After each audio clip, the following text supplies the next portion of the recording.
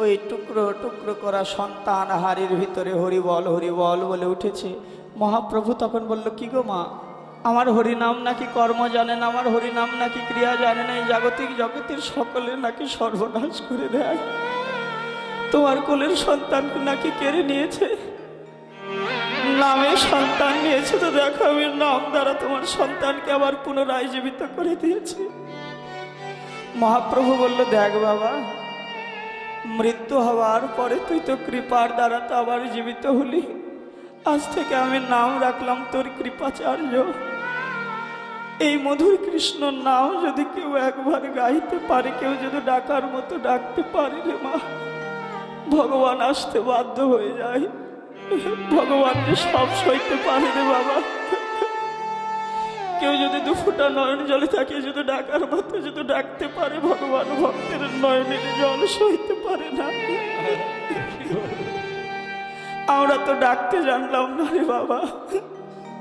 এই সংসারকে সেবা দিতে গিয়ে, সংসারের মানুষকে ভালোবাসতে গিয়ে গোবিন্দ তোমায় ডাকা হলো না। এসেছিলাম ভবে তোমায় কৃষ্ণ বলে ডাকবো বলে, গৌর বলে ডাকবো বলে, এ জন্মে তোমায় আর ডাকা হলো না। একটি নিবেদন প্রভু রাখবে, আবার যদি কখনো তুমি জন্ম দাও একজন কৃষ্ণ ভক্ত মায়ের গর্ভে অন্তত জন্ম দিও।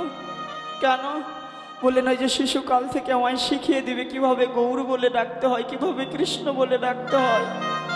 শিশুকালে মনটি বড় পবিত্র থাকে, সরল মন থাকে, আর ভগবান ভক্তের সরল মন বড় পছন্দ করে।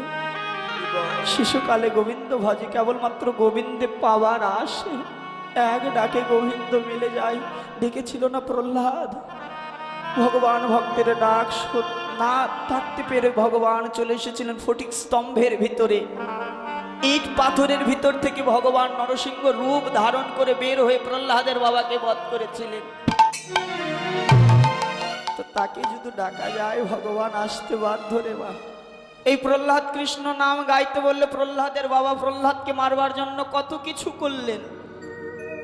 মত্ত হাতের নিচে ফেলে দিলেন, খাবারে বিষ মিশালেন, উঁচু পাহাড় থেকে ফেলে দিলেন, 80 মণ তেল অব্দি ফুটালেন প্রহ্লাদকে ওই গরম তেলের ভিতরে ডুবিয়ে মারবে বলে। কিন্তু ভগবান সেখানেও থেকেও ভক্ত প্রহ্লাদকে রক্ষা করলেন।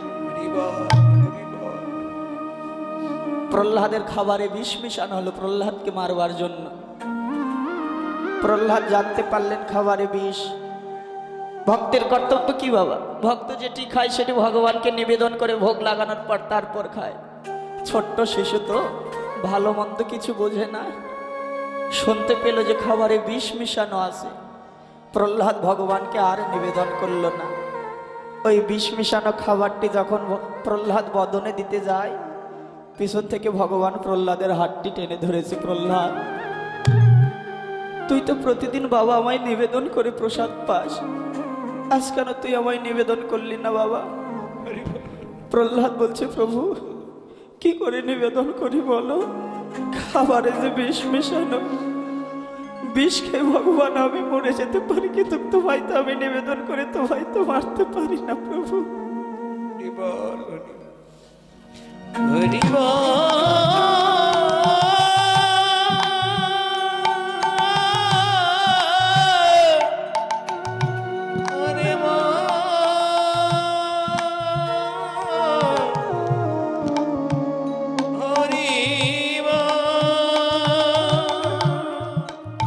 ওই বিষ মিশানো খাবার খেয়ে আমি মরে যেতে পারি, তোমায় তো নিবেদন করতে পারি না প্রভু।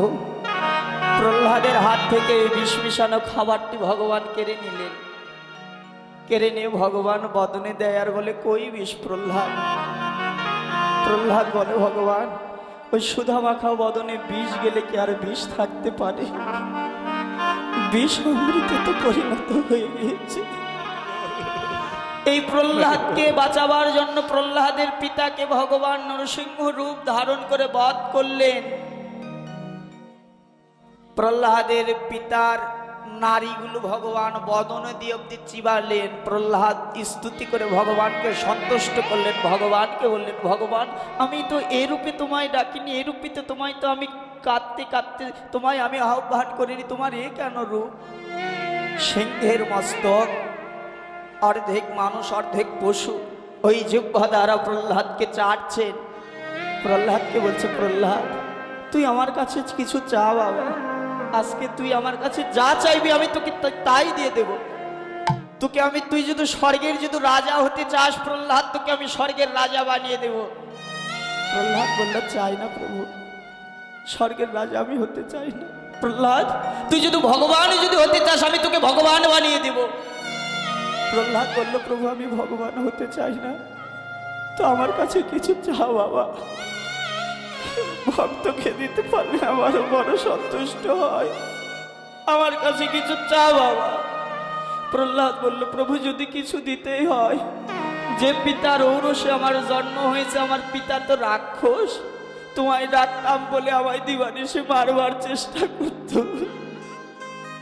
একবার সেই পিতাকে তোমার চরণ স্থলে জায়গা দাও না। ভগবান বলল, ধন্য প্রহ্লাদ, কাঁদিস না প্রহ্লাদ, শুধু তোর পিতাকে না, যে বংশে কৃষ্ণ ভক্ত সন্তানের সৃষ্টি হয়, জন্ম হয়, তার 14 পুরুষ আমি উদ্ধার করে দিই রে প্রহ্লাদ।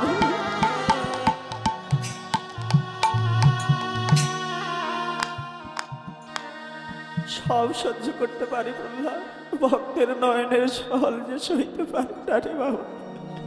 ও নয়নে জলে তুই কাঁদিস না বাবা।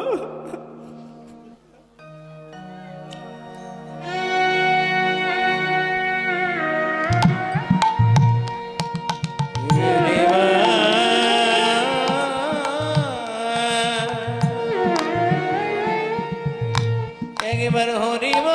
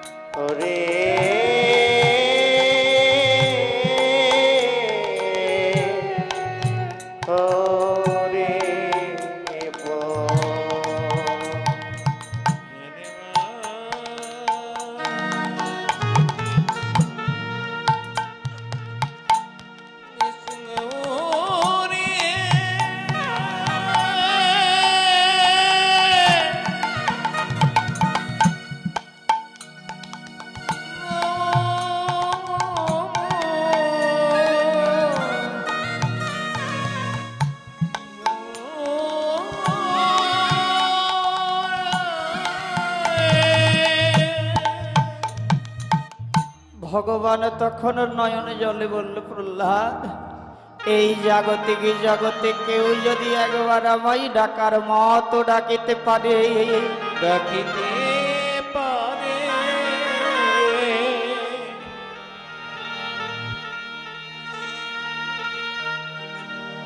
কেউ যদি একবার আমায় নয়নে জলে ডাকার মতো ডাকিতে পারে,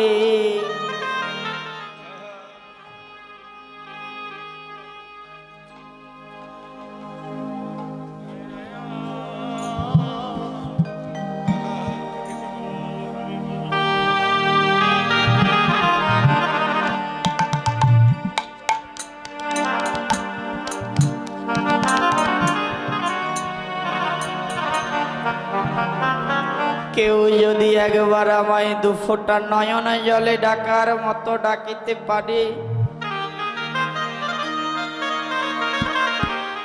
ভক্তই আমার চরণের দাস হতে হয় না প্রহ্লাদ। আমি স্বয়ং সম্পূর্ণ ভগবান, আমি সেই ভক্ত চরণে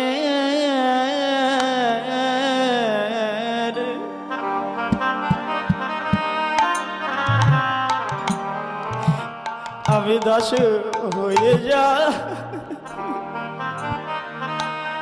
হয়ে যা।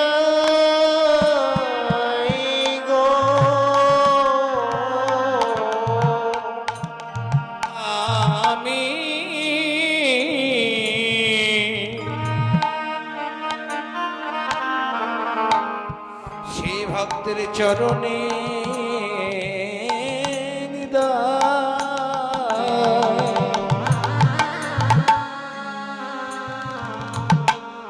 হয়ে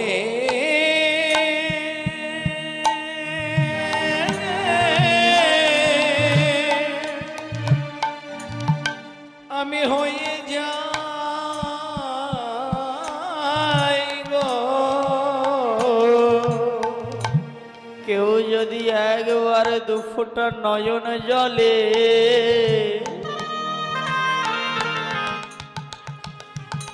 আমায় ডাকিতে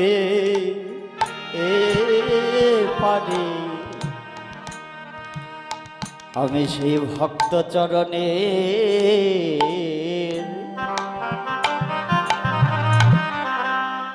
দাস হয়ে যাই রে। কেউ যদি নয়ন জলে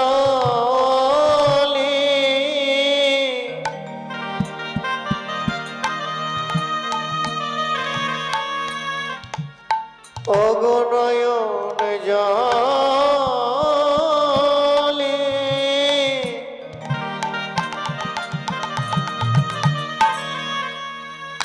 প্রভু গো ডাকিতে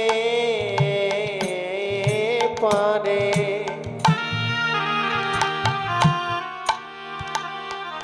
আমি সেই ভক্তের চরণে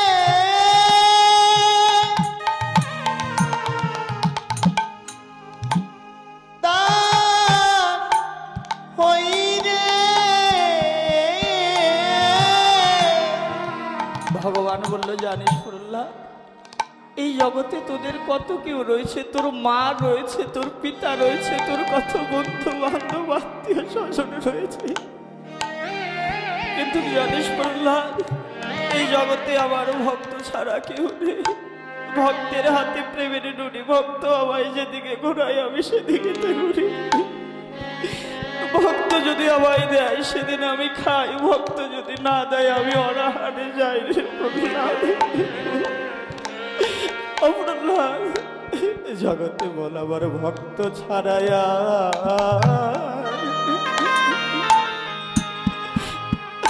আমার আর কেবা আছে?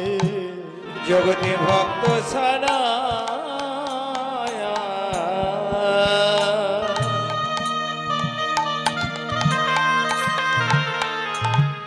পলকে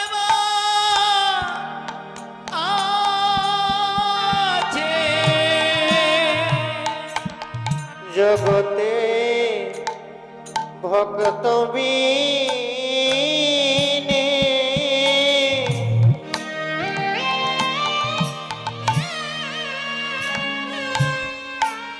আরে কে আছে? জগতি ভক্ত ছাড়াইয়া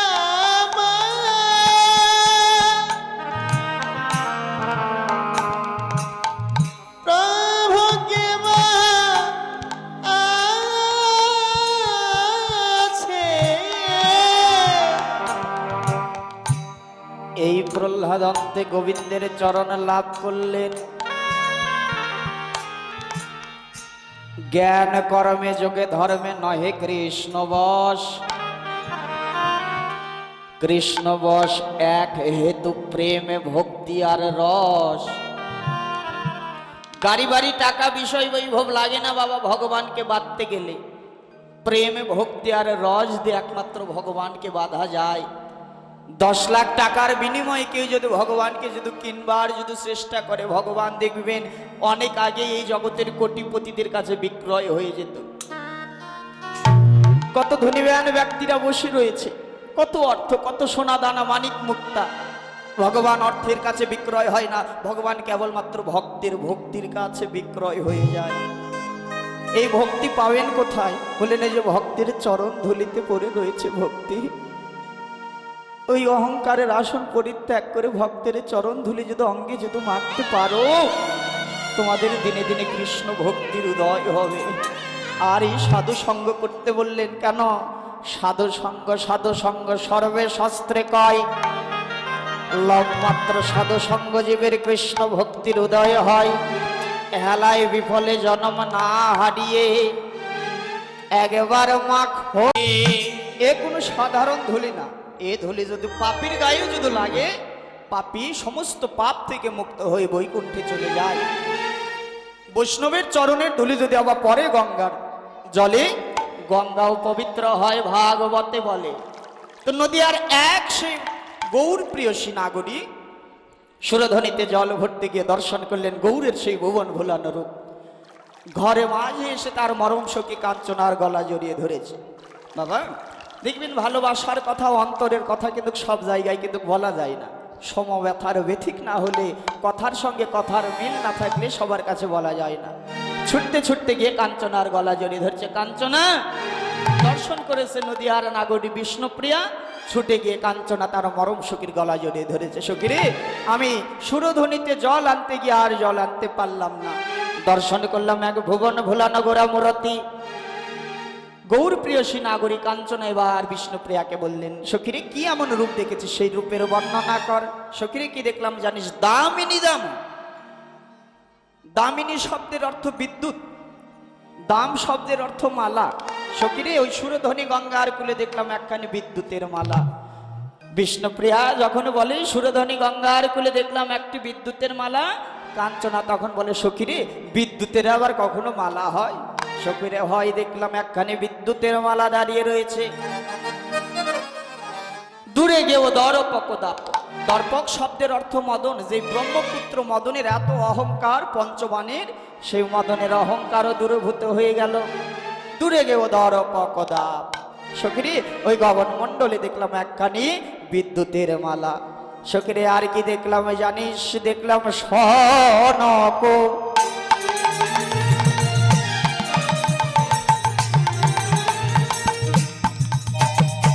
কুসুমা তাহে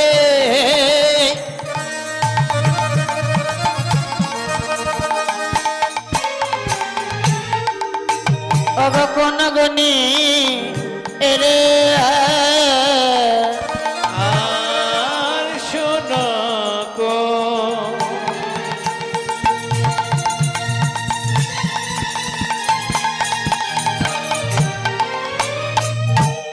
কুসুম তাহে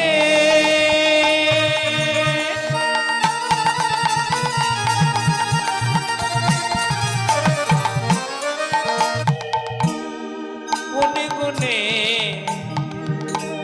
গুনিয়া রে।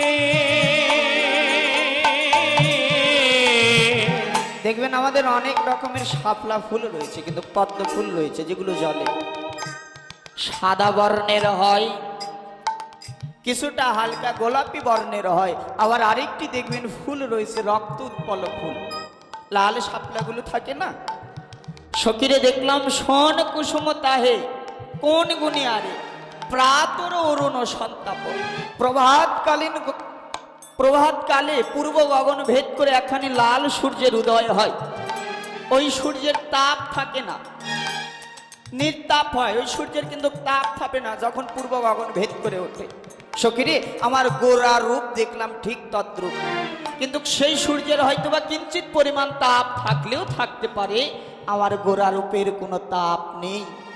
সখীরে আমি সেই সুরধ্বনি গঙ্গার কুলে দেখলাম সেই অপরূপ মূরতি ঘানি।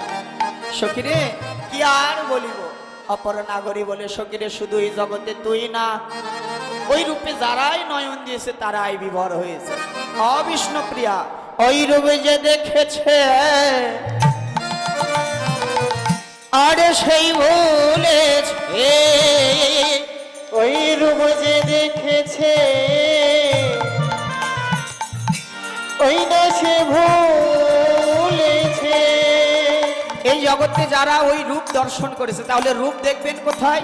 ভগবান রূপ দর্শন করিয়েছিলেন অর্জুনকে কুরুক্ষেত্রের মাঠে বিশ্বরূপ। যখন বিশ্বরূপ দর্শন করালেন, অর্জুন দর্শন করতে পারলেন না, ভগবান তাকে দিব্য নয়ন দান করলেন। একই অঙ্গে লয় প্রলয় সৃষ্টি ভগবানের সমস্ত রূপ দর্শন করলেন। তাহলে আমরা এই জাগতিক জগতের নয়ন দিয়ে অপ্রাকৃত রূপ দর্শন করতে পারবো না। আমাদেরও প্রতিটি জীবের মধ্যে দিব্য নয়ন আছে। এই দিব্য নয়ন উন্মোদিত হবে কবে? যেদিন শ্রী গুরুদেবের চরণ আশ্রয় করতে পারবেন। সখীরে, সেই দেখলাম ওই রূপ। তো নাগরী বলছে ওই রূপ যেই দেখেছে সেই ভুলেছে। তাহলে আমরাও দেখতে পারবো কোথায়? যেদিন গুরু চরণ আশ্রয় করতে পারবো। নাগরী রে, ওই ভুবন ভোলানো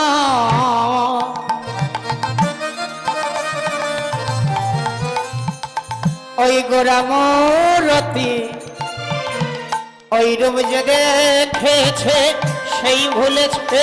ভুবন ভোলানো গোরামরতি যেই দেখেছে সেই ভুলেছে। ভুবন ভোলানো গোরামরতি যেই দেখেছে সেই ভুলেছে। ভুবন ভোলানো গোরামরতি যেই দেখেছে সেই ভুলেছে। ভুবন ভোলানো তাই গৌর হরিয়ে দেখেছে সেই ভুলেছে। ভুবন ভোলানো গোরামরতি ওই না জেগেছে ওরে সেই ভুলেছে।